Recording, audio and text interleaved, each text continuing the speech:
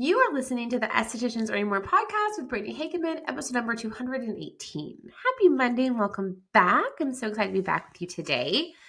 I want to talk about sales today and selling skincare and high-end services. And the reason I want to talk about this is because both of them can be the cornerstone of your business growth.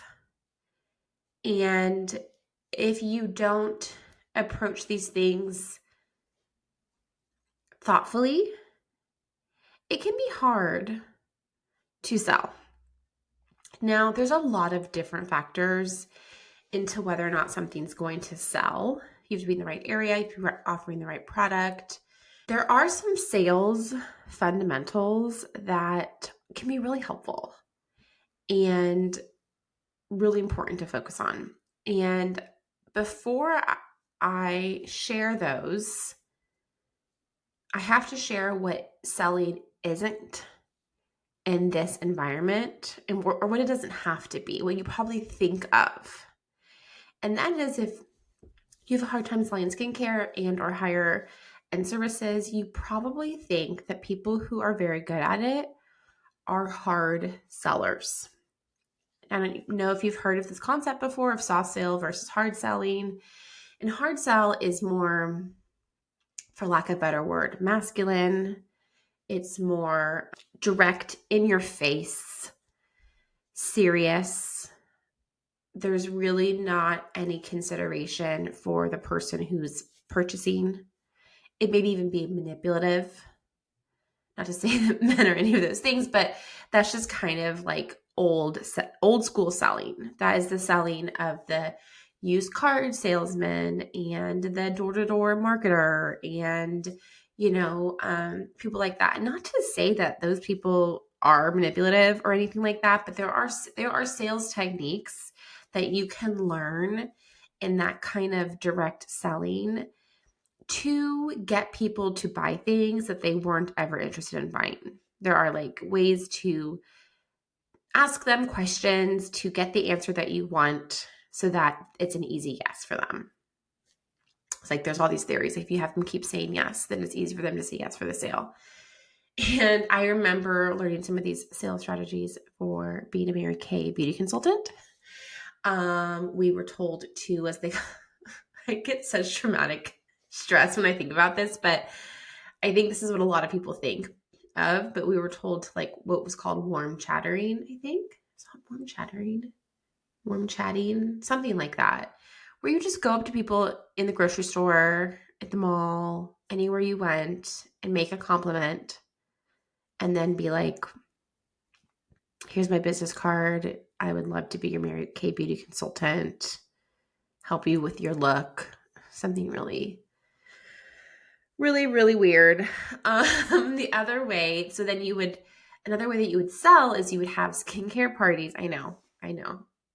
And you would have a bunch of women, someone would, invite their friends and family, a bunch of women around a table or in a living room, and you have like little trays that you would give them, and you put their cleanser and their moisturizer and like a serum. And I feel like we just gave them disposable like baby wipes. I don't remember it being actual washcloths.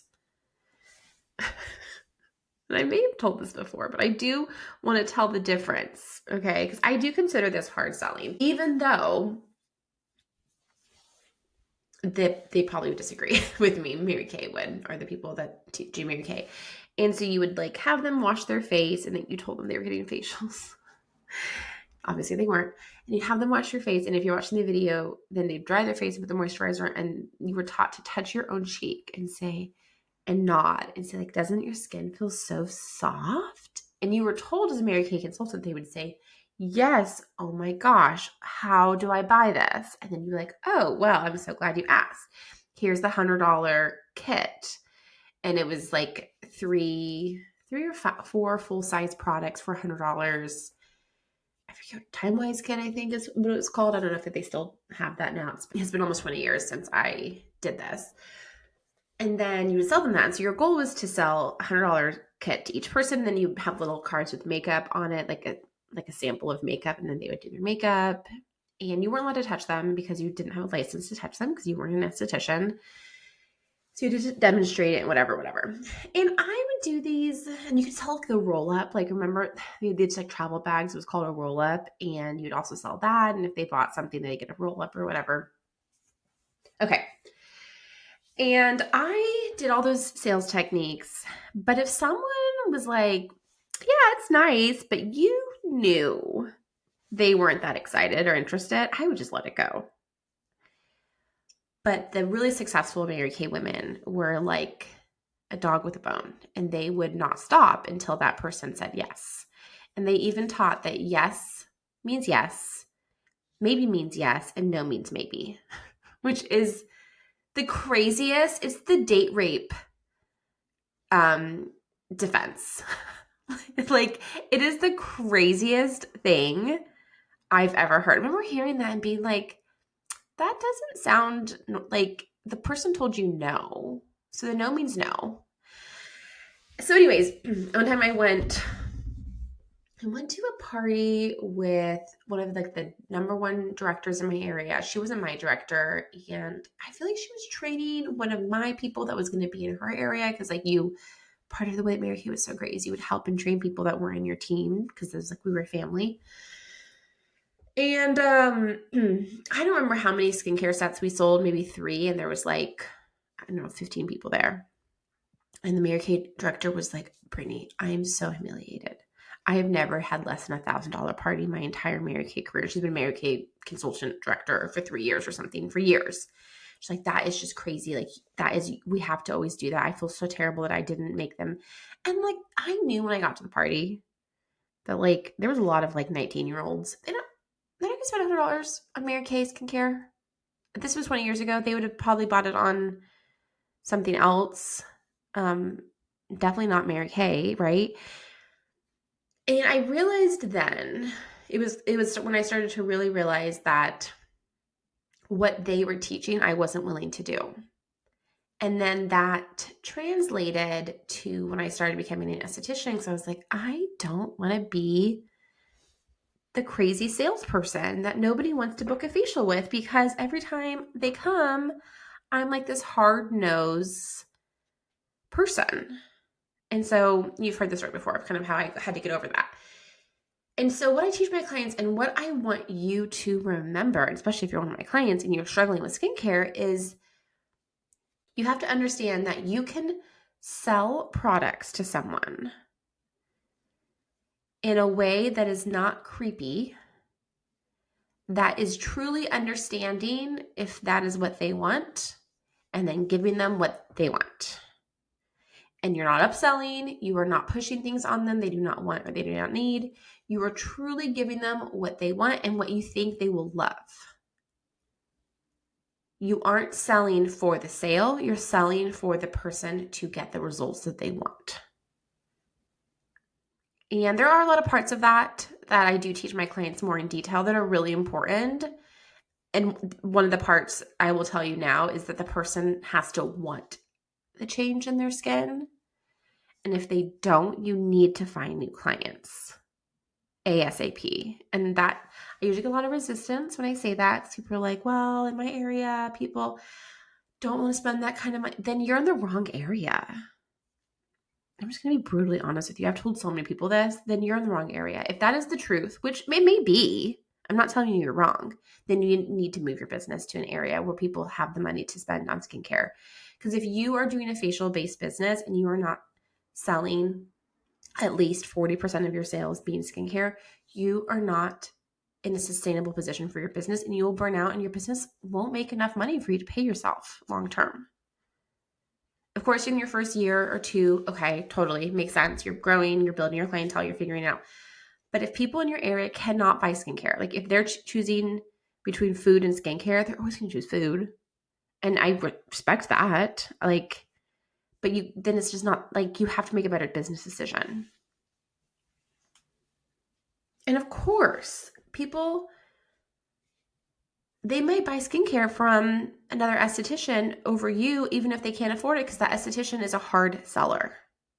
So I also want to give yourself permission that you don't have to be a hard seller, but you do have to be a smart, inquisitive person. Because if they are coming to you and they are saying they don't like their melasma, you have to figure out a way to help them in a way that they understand is actually going to help them. And there's lots of steps to this, and they're all really important. And again, sometimes I'll tell clients these steps and they're like, I don't know, like, no, these steps matter. They matter so much. You have to have a lot of knowledge about your products. You have to have a lot of knowledge about how they will perform on the skin. There's a lot of stuff behind the scenes that you have to know at the drop of a hat that someone asks you and you can just be like, blah. And I'm not saying you have to know the whole ingredient list deck either, but you have to be able to talk about your products backwards and forwards without a minute of hesitation, without a fumble of words. You have to be able to so calmly and confidently talk about what you sell. And that, my friend, I'm going to tell you, takes practice, and it usually takes practice by yourself in front of a mirror. That is a sign I give my clients a lot, and they usually don't want to do it.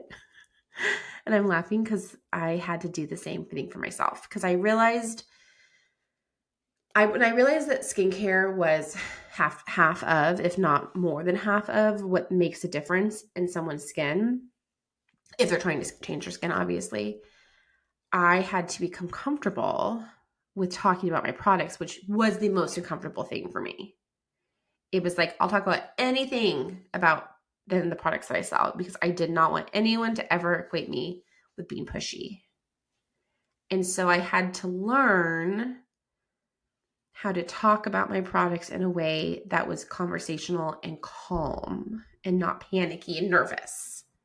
Because if you're nervous and panicky, the person picks up on that energy and it feels uncomfortable. And people don't want to purchase something if it feels weird in the room, feels awkward. And if the person who is there is awkward, you want to respect that energy. So I'm going to give you a quick story.